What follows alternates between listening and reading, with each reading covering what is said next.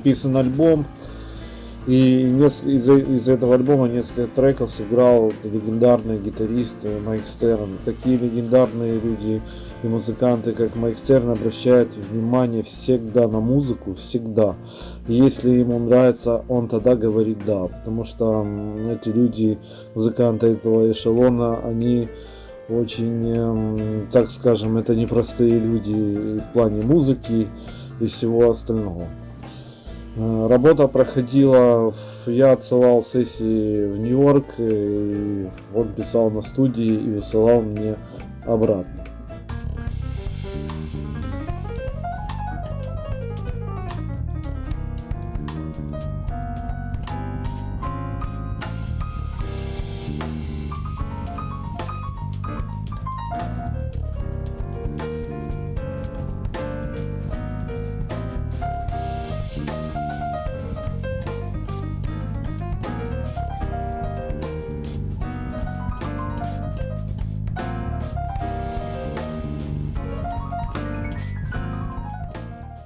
Я экспериментирую и всегда использую наш фольклор, нашу мелизматику.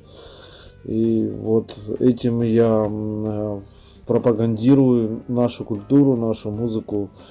И это впервые, когда таким звездам, как Майк Стерн, очень понравилась наша как бы этническая сущность нашей музыки.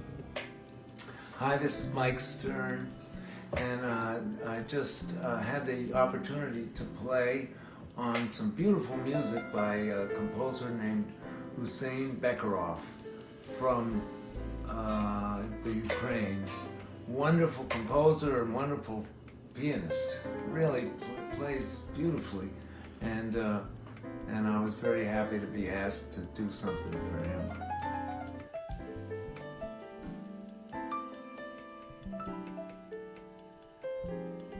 В новом альбоме принимать очень много украинских наших музыкантов, соотечественников. Не хочу раскрывать секреты.